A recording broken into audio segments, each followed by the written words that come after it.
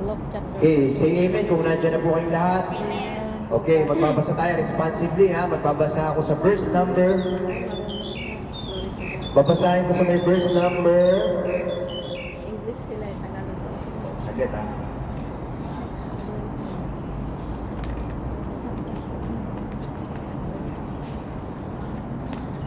Verse number 12, 13 kayo, magkatapos tayo hanggang sa verse number 24. Amen? Verse number 12, sabi ng Biblia, 12 ba ito? 16 to eh, 16. Hindi, sama na natin 12. Sabi ng Bible, then said he also to him that made him, when thou makest a dinner of a supper, call not thy friends, nor thy brethren, neither thy kinsmen, nor thy rich neighbors, lest they also bid thee again, and a recompense be made thee. But when thou makest a feast, call the poor, the maimed, the lame, the blind. Verse 14, and thou shalt be blessed, and thou shalt be blessed, they cannot recompense thee, for thou shalt be recompensed at the resurrection of the just. And when one of them that sat at meat with him heard these things, he said unto him, Blessed is he that shall eat bread in the kingdom of God. Okay, bago ko basahin, ito yung topic talaga natin, verse 16 hanggang verse number 24. Ano po? Ito yung tinatawag yung the parable of the great supper. Verse 16, then said he unto him, a certain man made a great supper, and made many. And sent his servant at supper time to say to them that were bidden, Come, for all things are now ready. Verse 18, and they all with one accord began to make excuse. The first said unto him, I have bought a piece of ground, and I must needs go and see it. I pray thee, have me excuse. And another said, I have bought 5 yoke of oxen, and I go to prove them. I pray thee, have me excuse. Verse 20, and another said, I have married a wife, and therefore I cannot come. So that servant came and shewed his lord these things. Then the master of the house, being angry, said to the servant, Go out quickly into the streets and lanes of the city, and bring in hither the poor, and the maimed, and the halt, and the blind. Verse 22, and the servant said, Lord, it is done as thou hast commanded, and yet there is room. And the Lord said unto the servant, Go out in the highways and hedges, and compel them to come in, that my house may be filled. Verse 24 altogether, for I say unto you that none of those men which were bidden shall taste of my supper. Amen. Yan po yung tinatawag sa Bible na the parable of great supper. Let's pray. Panginoon, pagpalain mo yung aming pag-aaral ng iyong salita. Please po, Lord, kayo yung maayahayag at kayo yung maitaas. At mabigyan kayo ng kapurihan sa oras na ito. Dalangin namin, bawat salita mo, Panginoon, na babasahin, ay kundig, Panginoon, ng ating puso. At ganoon din po, dalangin namin, makita namin yung nais mong iparating sa oras na ito at sa araw na ito. Thank you po. Ito po ang aming dalangin sa pangalan ni Jesus. Amen. Mapo na po ang lahat. Ngayon, tanggalin ko yung ego na. Tanggalin ko na ego. Hello. Hello. Yan.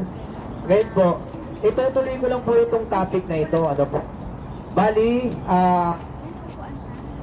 nung nakaraan po kasi ito yung topic namin. Sino ba yung mga wala nakaraan? 1, 2, 3, 4 sila. Wala sila nung nakaraan, ano?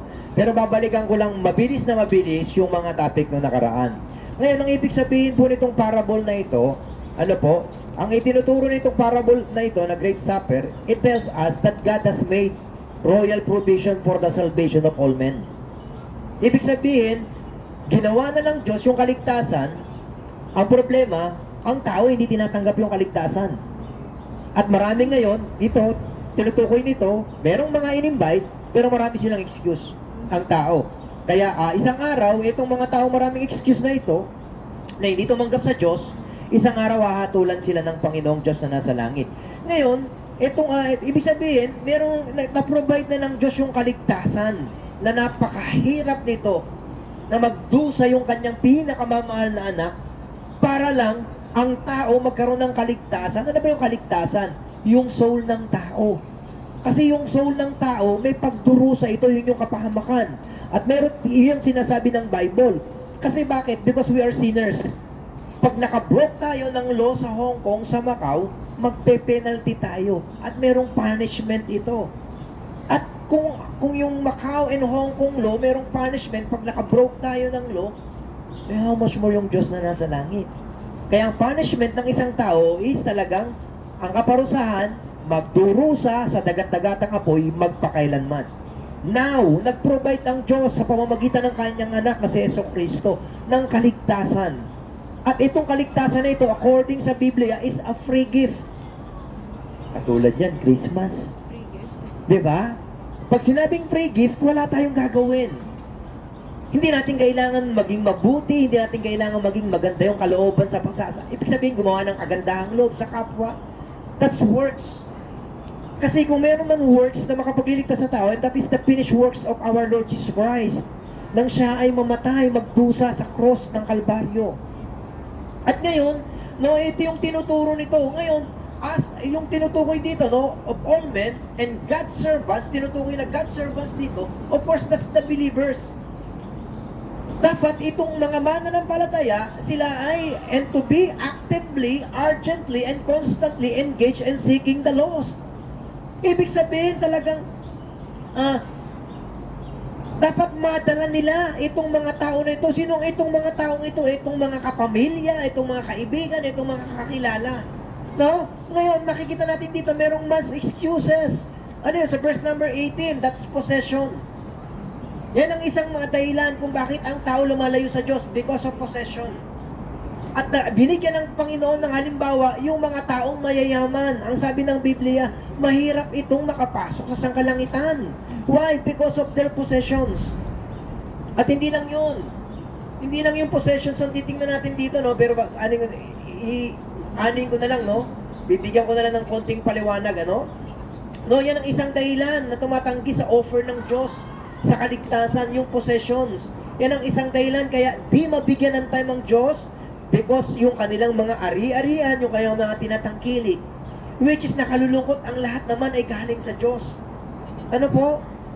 Ngayon, ang isang titingnan natin dito, isa pa, yung business. Sa verse number 19, sinabi yun sa verse number 19. Punta tayo sa verse number 19 saglit. And another said, I have bought 5 yoke of oxen, and I go to prove them. I pray thee, have me excuse. Yun yung isang titingnan natin dito. Alam nyo, ang mga tao ngayon, kahit Sunday, nag-business na. Maganda naman mag-business, pero dapat ang panahon para sa Diyos hindi mawawala. Dahil pag nawala ang panahon sa Diyos, malaking problema ito. Kasi bakit? Ibiruin mo, ako, nagpapagal din po ako. Monday to Saturday, and then yung para kay Lord na Sunday, ibigay na natin. Actually, hindi naman buong araw binibigay natin, oras lang ito eh. Ngayon, itong business, ang isang hadlang kung bakit ang tao nalalayo sa Diyos. Kung bakit hindi nila tinatanggap yung provision na ginawa ng Diyos. Ano yung provision na yun? Yun yung si Jesus Christ na nasa langit, pinababa niya rito sa lupa upang mamatay sa kasalanan ng tao. Ngayon, ano yung titingnan natin dyan? Punta tayo ng saglit sa Luke chapter 2. Makita natin kung anong dapat may business ang tao. Verse 49 ng chapter 2. Sige, sabay-sabay natin basahin. Andiyan na kayo lahat? Ready, read. And he said unto them, how is it that ye sought me? Wist ye not that I must be about my what? My Father's business. Dapat ang hindi lang tayo puro business sa pamilya, meron din God's business. Amen? Ngayon, hindi lang yun yung makikita natin dito. Titingnan din natin dito yung family. Yung family, titingnan natin. Balik tayo sa chapter 14. Chapter 14 ng Luke. Verse number 20. And another said, I have married a wife. Siyempre, pag pinag-usapan yung wife, ang pwede natin tingnan dyan yung family. And therefore, I cannot come. Sometimes yung family ang nagbibigay dahilan upang itong tao na dapat tatanggap sa Panginoon, mananampalataya sa Panginoon, hindi nangyayari because of family. Kaya nga sabi ng Biblia sa Matthew chapter 10 verse number 37, kung sino man yung magmamahal ng pamilya, ng magulang, ng anak, ng kapatid, sabi ng Bible, nang higit sa kanya, hindi karapat dapat sa Panginoon. Tatandaan natin, ang Diyos number 1. Kasi bakit? Sapagkat ang Diyos ay nasa langit. Lahat ng nakikita mo dito, likha lahat yan ng Diyos. At maging ang lahat ng tao. Kaya dapat bukod tangi yung pagmamahal sa Kanya, bukod tangi yung pagrespeto sa Kanya. Nakita natin yung family. At hindi lang yun, nakita rin natin yung pleasures. Yan yung naglalayo sa Diyos. Yung sobrang kasiyahan.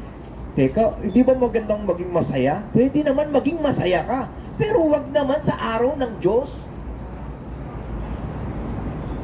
Kaya yun yung mga dahilan na makikita natin dito. Ano yun? Yung tinatawag na pleasures, yung possession, yung business, at yung family. At nakalulungkot. Paano pag biglang bumalik ang Diyos?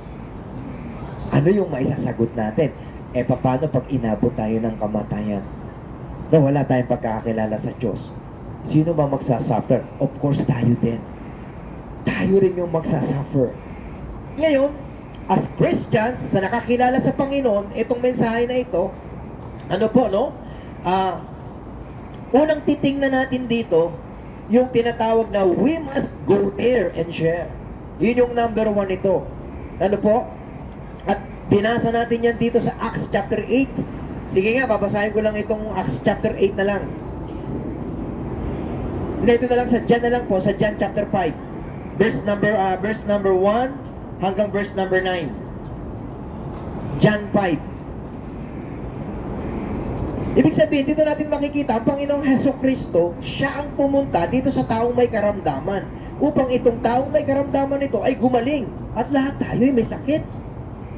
Ano yung sakit natin? Kasalanan. Kasalanan ang sakit ng tao. John 5. Andiyan na kayong lahat.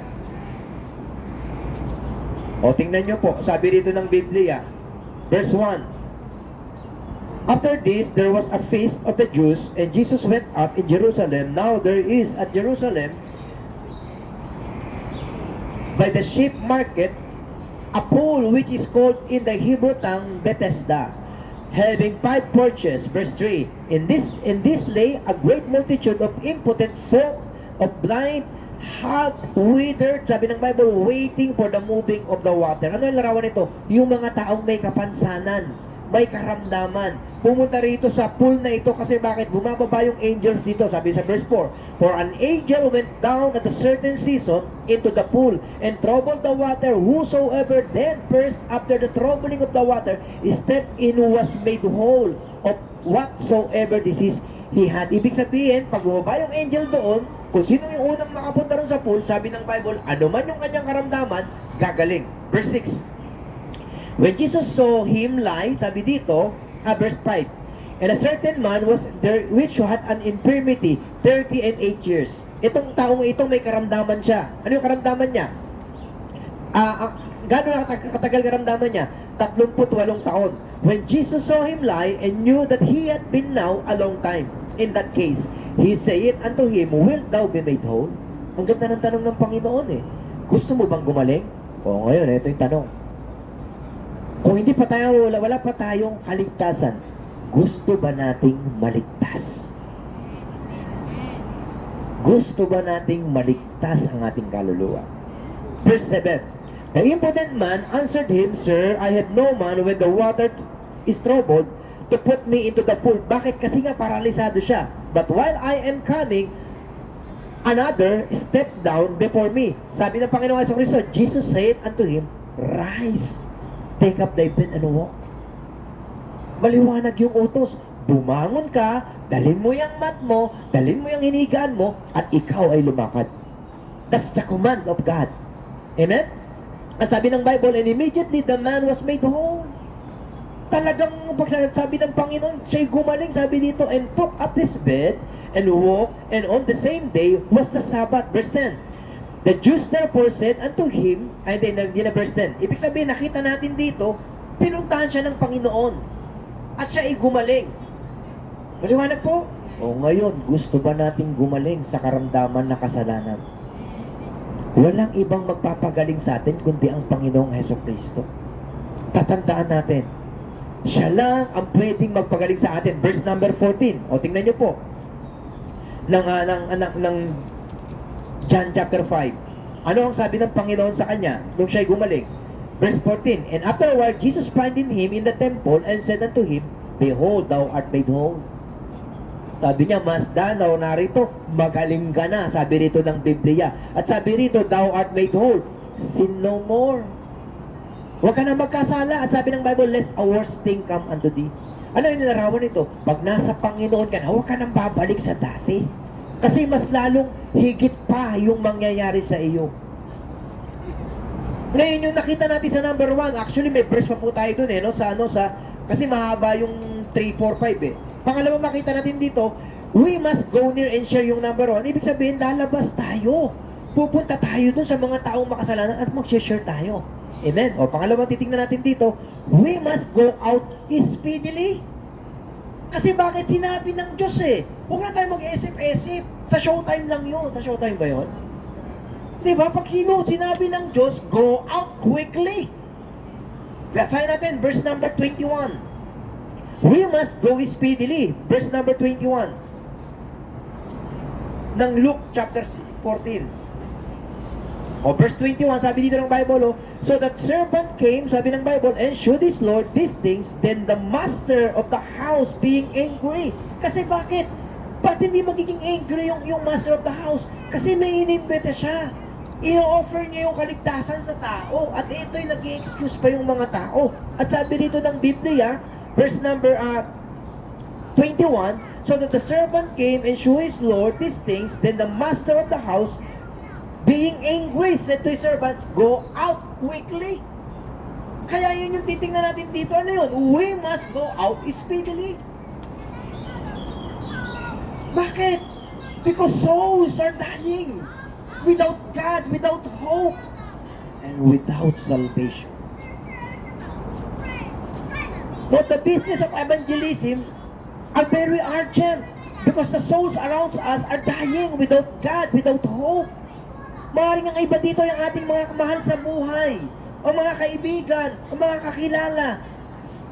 Kaya yung soul winning is talagang very urgent. Urgent. Very urgent. Urgent matter, mga kapatid. Dapat sila'y balaan sa panganib na sa kanilang present position and of their future destiny. Kung hindi sila magtitiwala sa sampalataya sa Panginoong Hesukristo, sila ay mapapahamak. Ezekiel chapter 33. Ezekiel, sis, nabasa na natin yung nakaraan ito, pero babalikan lang natin. Ano po? Konting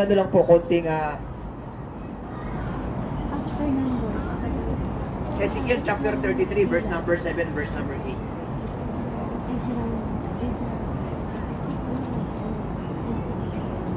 Ezekiel, ano po yan? Ezekiel sa Tagalog.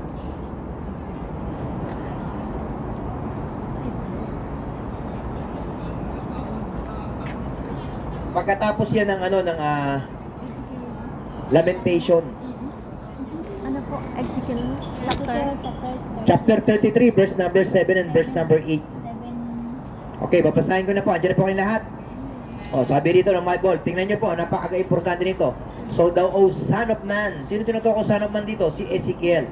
I have set thee a watchman unto the house of Israel. Therefore, thou shalt, sabi ng Bible, hear the word of thy mouth, at my mouth, and warn them from me.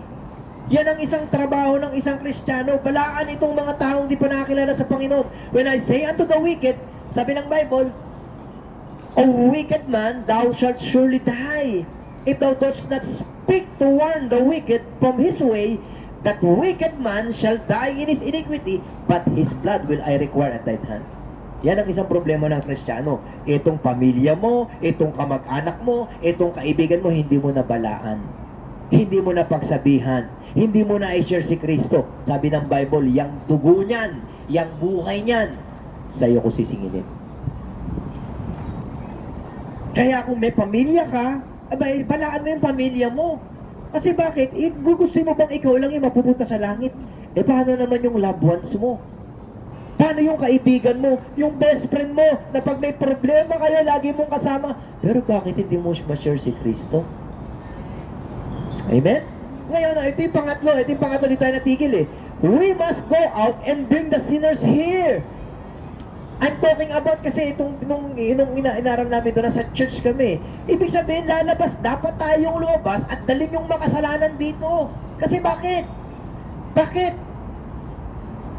Kasi, kasi alam niyo po, maluwag yung langit. At yun ang kalooban ng Panginoon. Sige, basa tayong mga talata. Verse number 21. Balikan natin yung verse number 21 ng Luke chapter 14. Sabi ng Bible, so that the servant came and shewed his lord these things, then the master of the house, being angry, said to his servant, go out quickly into the streets and lanes of the city, and bring in hither, sabi dito, bring in hither the poor, and the maimed, and the halt, and the blind. Sino itong mga ito?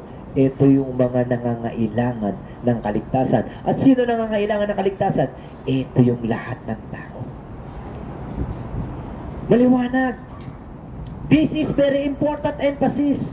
Yung lingkod, di lang basta siya mag-i-invite ng tao na pumunta sa malaking hapunan, but they were to bring or to take them to the supper. Meron po tayong makikita at mababasa sa Bible na dinala lang sa Panginoong Hesukristo, pinagaling niya. Amen? Babasahin natin. Mark chapter 2, verse number 1 and verse number 12. Ibig sabihin, magdala tayo. At alam nyo ba, pag nagdala tayo ng kaluluwa sa Panginoon, ito isang malaking kasiyahan. Mark chapter 2, ito, dinala lang ito. At nakasumpong ito ng kaligtasan. Mark chapter 2, verse number 1 hanggang verse number 12. Nandiyan na kayong lahat? Verse number 1. And again he entered into Capernaum after some days, and it was noised that he was in the house, and straightway many were gathered together, and so much that there was no room to receive them. Ano yung larawan nito? Dun sa bahay talagang punong-puno. At sabi rito ng Biblia, not so much as about the door, and he preached the word unto them. Verse 3, and they came unto him, sabi ng Bible, bringing one sick of the palsy, which was born of poor. And when they could not come nigh unto him for the press, they uncovered the roof where he was, and when they had broken it up, they let down the bed wherein the sick of the palsy lay. Stop muna tayo. Ibig sabihin, nakita natin dito, wala silang mapasukan, sobrang madaming tao, at ganun din sa may pintuan. Gumawa sila ng paraan upang itong taong ito mailapit nila sa Panginoong Hesukristo. Ano ginawa nila? Ginibahan nila yung bubungan. At doon nila ibinaba itong taong ito. At sabi rito sa verse number 4, verse 5, and Jesus saw their faith. Kasi bakit? Kasi alam nila ang Panginoon lang ang pwedeng magpagaling sa Kanya. Kaya gumawa ng paraan itong mga taong ito na mapalapit itong taong ito na may karamdaman upang gumaling siya. At nung nakita ng Panginoong Hesukristo yung kanilang pananampalataya, sabi rito ng Biblia, Son, thy sins be forgiven thee. Sabi ng Bible, but there were certain of the scribes sitting there and reasoning in their hearts, why doth this man that speak blasphemies? Who can forgive sins but God only? Diba Diyos ang Panginoong Hesukristo? At kaya niyang magpatawad. Why? Because He is the Son of God. He is the Lord of Lords. He is the King of Kings. According sa Bible, He is God of gods. Verse number 10. Verse number 8.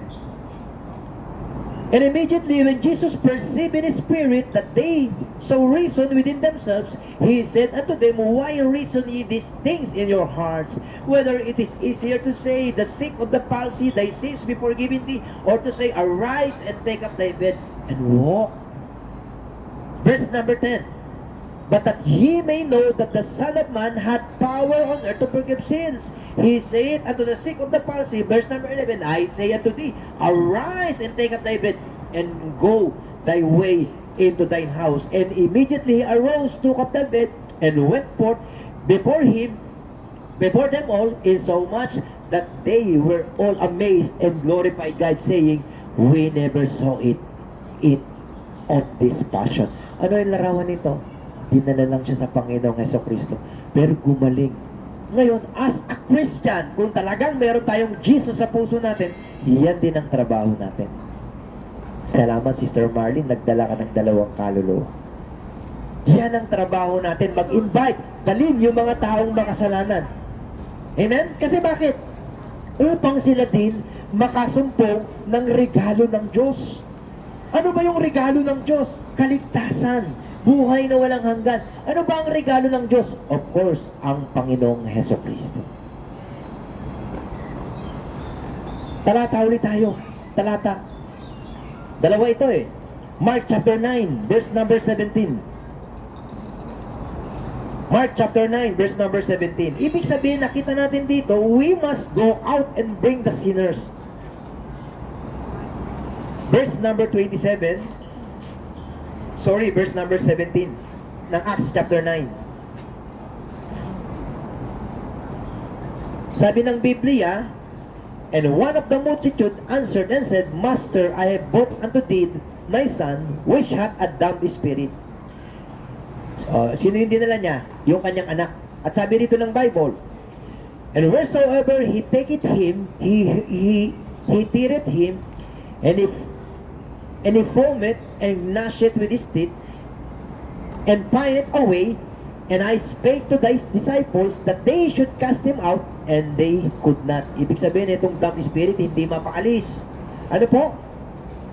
At kahit yung mga disciples niya, and he answered him and said, O faithless generation, how long shall I be with you? How long shall I suffer you? Bring him unto me. Nakita niyo yung salita ng Panginoon? Dalhin niyo dito sa akin. And they brought him unto him, and when he saw him, straightway the spirit tear him, and fell on the ground, and wallowed foaming. And he asked his father, How long is it ago since this came unto him? And he said, Of a child. Ibig sabihin, bata pa pala siya.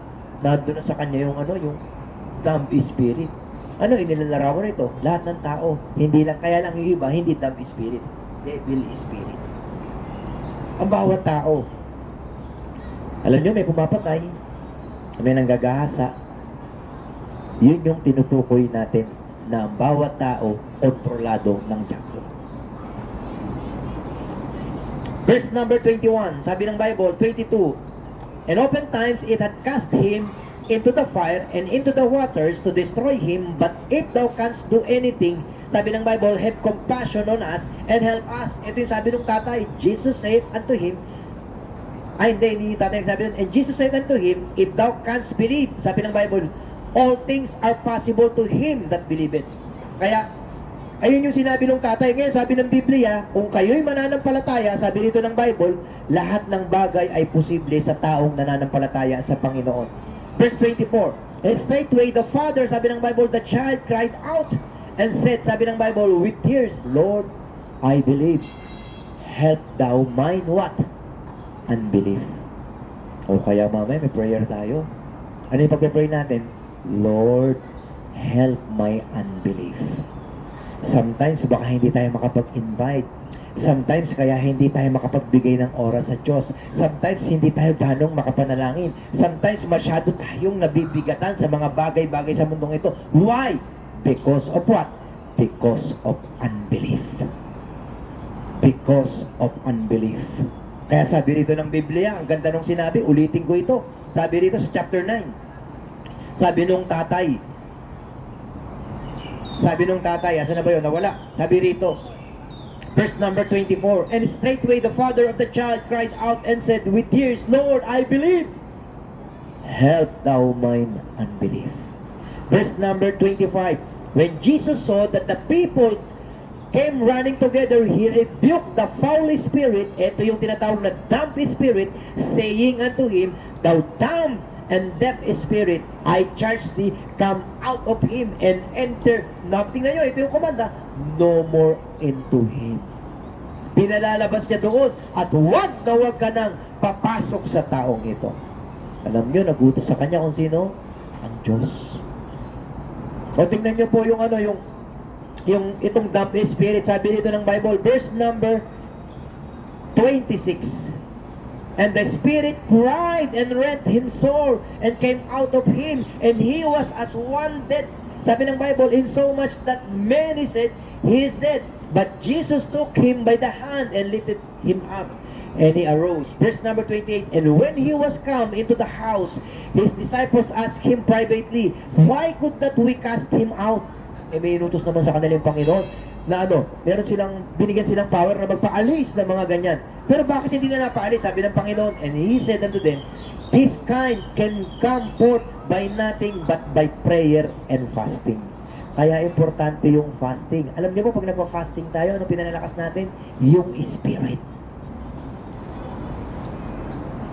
Yung spirit. Pag nagpe-pray ka, ano pinalakas mo? Yung spirit. Amen. Amen. Ano yung tinitingnan natin dito? Dinala lang itong taong ito. Una, yung paralisado. Pangalawa, itong merong devil. Pero pinagaling ng Panginoon. Gusto niyo bang magpagaling ang Panginoon? O magdala tayo ng kaluluwa? Kasi bakit? Sapagkat lahat may karamdaman. Anong klaseng karamdaman? That is sin. Pangapat, natitingnan natin dito. Ano po? Pero bago ko pumunta sa pangapat, ano po? Ito ay isang ministeryo kung saan marami ang maaaring makisali. Kung hindi mo kayang ipangaral, kung hindi mo kayang i-share, mag-invite tayo ng ating kaibigan, pamilya, dito saan? Sa ating misyon. Amen? At hindi lang yun, ano po? At hindi lang yun. Hindi lang tayo mag-i-invite, kundi matuto tayong makipagkaibigan. Amen? Ngayon, bakit natin gagawin ito? Gawin natin ang lahat, makapagdala ng kaluluwa sa Panginoong Jesus. Sino ngayon ang mga hanapin at dadalhin natin at nakita natin sa verse number 21? Sino yun? Ito yung mga dukha, ito yung mga lumpo, ito yung mga pilay, ito yung mga bulag. We are to seek all kinds of people. Yun yung tinutukoy dito. Number 4, we must go out and compel them to come in. Ano yung inanarawan? Ano yung sa Tagalog ng compel? Pilitin natin sila. Why? Kasi ito yung sinabi ng Bible. Verse number 22. Verse 23. Ng Luke chapter 14. Luke chapter 14, verse number 23. Kasi nga, itong in-invite dito, ang dami excuse. Kaya nagalit ang Panginoon. Nagalit itong masters of the house. Itong merong nagalit siya. Verse number 23. Nandiyan na kayong lahat? O, basahin ko. Umpisa ko sa may verse number 22 para mas maunawaan natin. And the Lord said, Lord, it is done as thou hast commanded. O, tingnan niyo po. And yet there is room. Ibig sabihin, yung inuutos mo, Panginoon, ginawa na namin, pero maluwang pa rin. Kulang pa rin. O, sabi dito ng Panginoon sa verse number 23. Sabay-sabay nating basahin. And the Lord said unto servant, go out into the highways and the hedges and compel them to come in, that my house may be what? May be filled. Pilitin mo silang magpunta dito. Bakit? Upang ang aking bahay ay mapuno. Napakagandang encouragement nito sa akin. And I believe karon din sa inyo. Ang laki ng langit. Alam niyo po ba, everyday, souls are dying.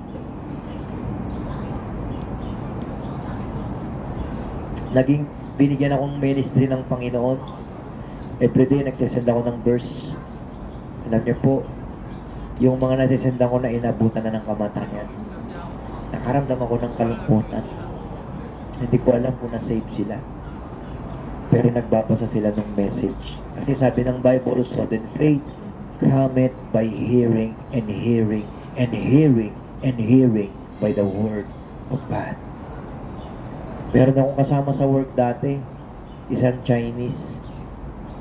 Mas matanda pa yata ako sa kanya ng ilang taon. Pero namatay siya dahil sa high blood. Hindi ko alam kung na-save siya, pero everyday ako nagsisend sa kanya ng verse. Sometimes meron kaming about sa Panginoong Heso Kristo. Meron pa siyang sinabi sa akin, huwag ka na magsisend sa akin, pero patuloy ako nagsisend. Pero nung one time, nagtataka ko, hindi na siya nagre-reply. Ang ginawa ko ngayon, tanong ako dun sa amo ko. Yung pala, sabi niya, Shuko, sabi sa akin ganun. Patay na raw, hindi ako makapaniwala sa hindi may nagsabi sa akin eh. Tapos sinanong ko sa amo ko, ganun din sinabi. Tinanong ko doon sa anak ng amo ko, ganun din sinabi. Eh ngayon, tanong, gaano ako nakatitiyak na siya ay nasa langit? Alam niyo ba, sabi ng Biblia, there is joy in the presence of angels of God over one sinner that repented. Ibig sabihin, merong kasiyahan, merong kagalakan, pag halimbawang merong isang tao na magbabalik loob sa Panginoong Diyos na nasa langit. Ngayon, nakita natin, we must go out and compel and not come in. Bakit? Kasi marami ng excuses ang tao. Teka muna, yung anak ko hindi pa naliligo. Teka muna, meron akong trabaho. Teka muna, yung aking kaibigan. Meron kaming kasiyahan. Now, mapapagod ka ba sa ganong bagay? Magagalit ka ba doon? Hindi, kasi bakit? I-encourage mo sila eh. Darating yung panahon, pangangakuhan ka, pero hindi matutupad yung iba. And I thank God, merong natutupad. And I thank God, nagdadala ng tao ang Panginoon. Basta ang trabaho ng isang Kristiyano is to seek the lost soul. Hanapin ito. Tingnan mo ang kabaligid. Maraming ligaw na kaluluwa at kailangan nilang makita, makilala at magkaroon ng relasyon sa Panginoong Jesucristo. Why? Because one day mamamatay siya. One day pwede siyang maligaw at one day pwede siyang mapahamak, and they need Christ. Kailangan nila si Kristo.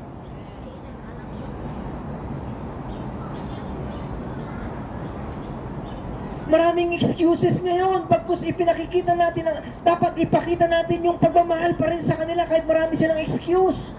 Amen? Ngayon, para tayo magkaroon ng passion sa souls, we need the Holy Spirit. We need the cooperation. Kasi ang trabaho ng Holy Spirit is to convert, is to convict, and to convince. Ang trabaho ng isang Kristiyano is to share. And then magpe-pray ka para sa Kanya. Kasi bakit? Ang trabaho naman ng Holy Spirit, siya magko-convert, siya magko-convict, at siya magko-convince.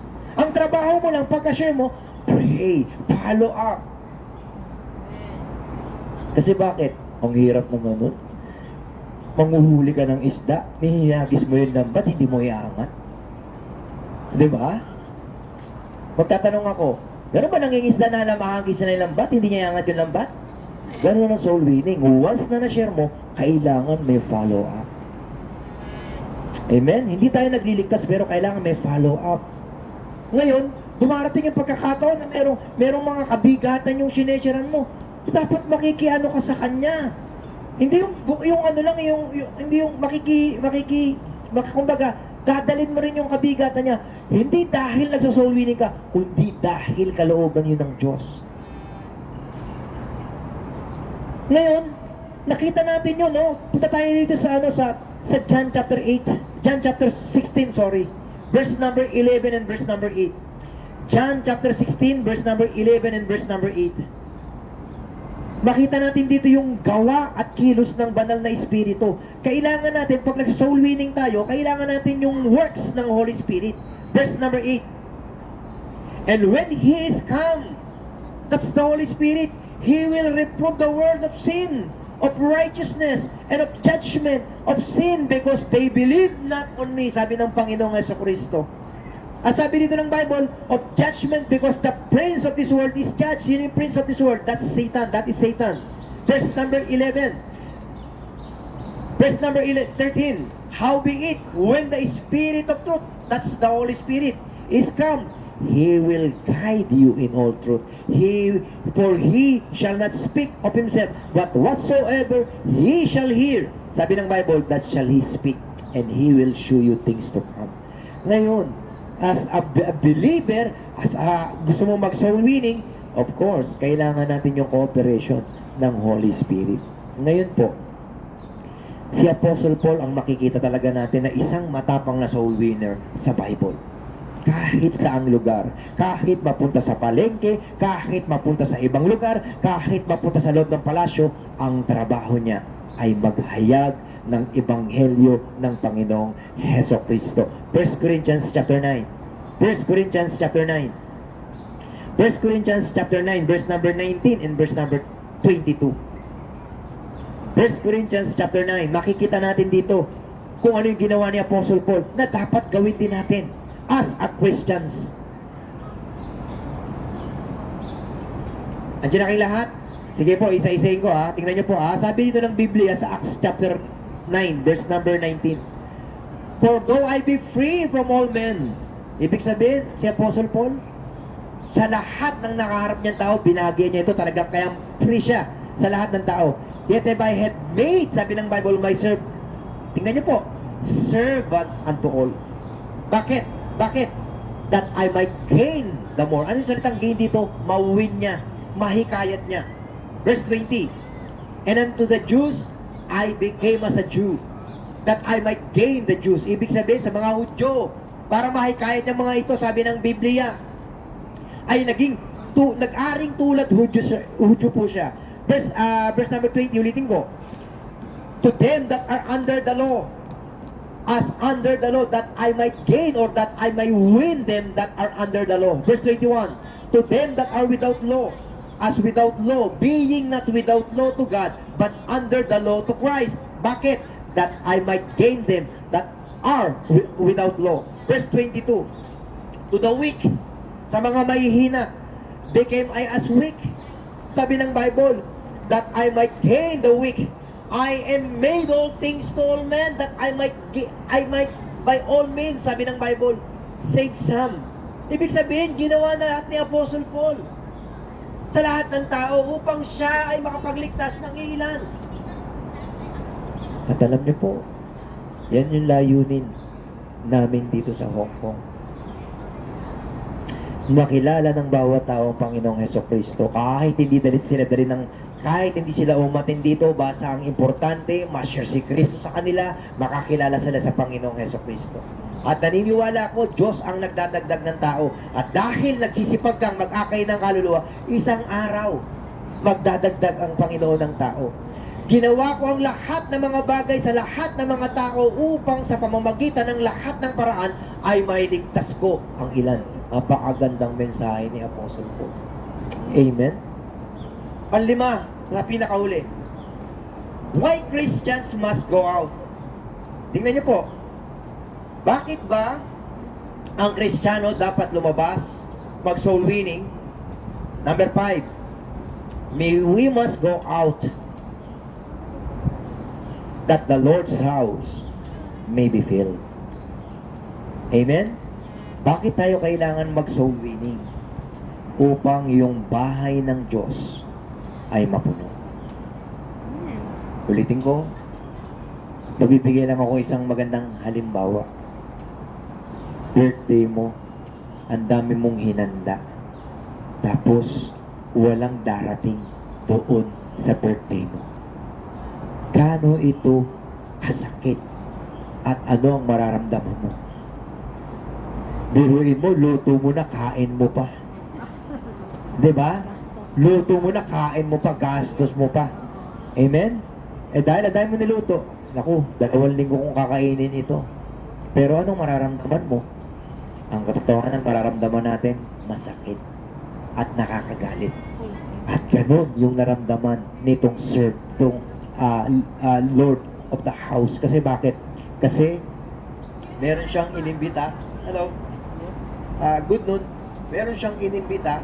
At itong inimbita niya is mga inimbita hindi dumating. At ang inilalarawan nito, ang Diyos, ulitin ko, meron siyang regalo sa tao. Pero tinatanggihan ito.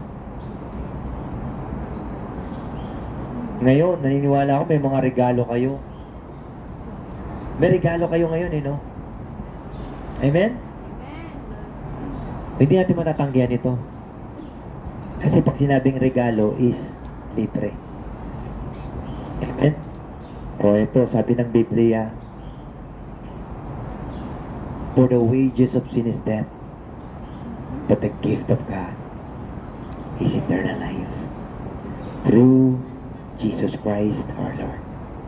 Kaya sa oras na ito, ulitin ko, gawin natin ang lahat ng ating makakaya na madala ang ating pamilya, ang ating kaibigan, ang ating mga kakilala, at pati ang mga tao pa lang na ating makikilala.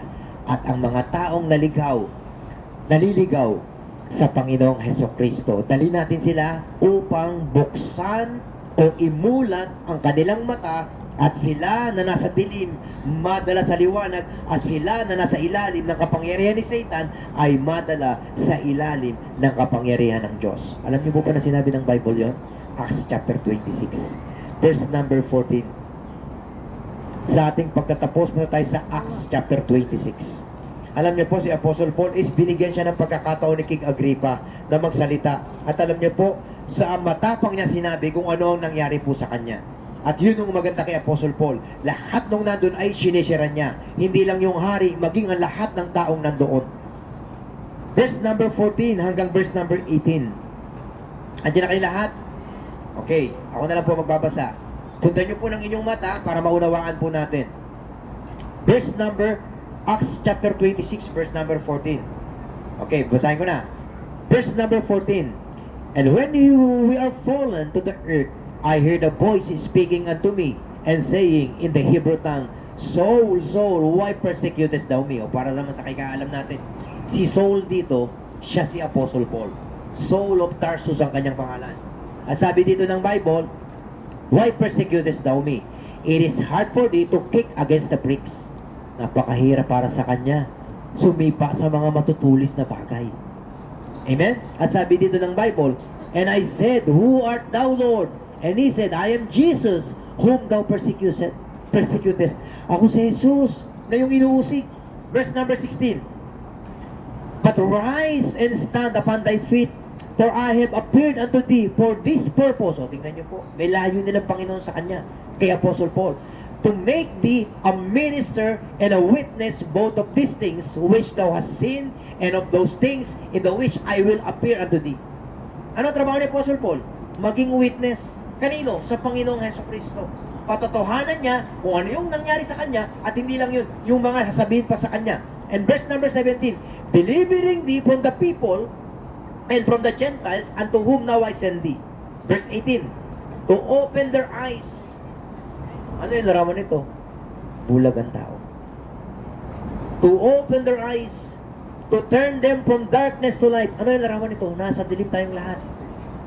At dadalhin tayo ng Diyos mula sa kadiliman papunta sa liwanag. At sabi dito ng Bible, and from the power of Satan unto God. Ano yung larawan nito? Pag ang tao walang pagkakakilala sa Diyos, maniwala man kayo o sa hindi, nasa ilalim siya ng kapangyarihan ni Satan. At pag nakakilala siya sa Panginoong Hesukristo, dadalhin siya sa kapangyarihan ng Panginoong Diyos. At sabi dito ng Bible, that they may receive what?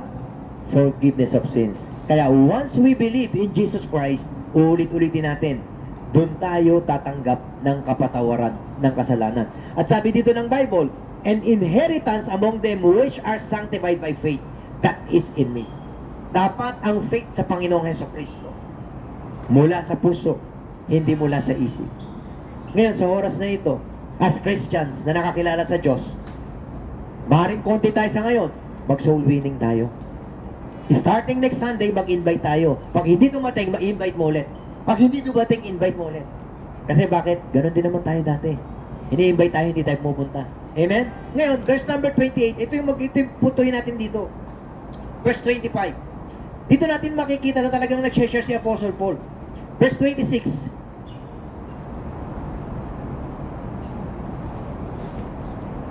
Ito, verse number 26.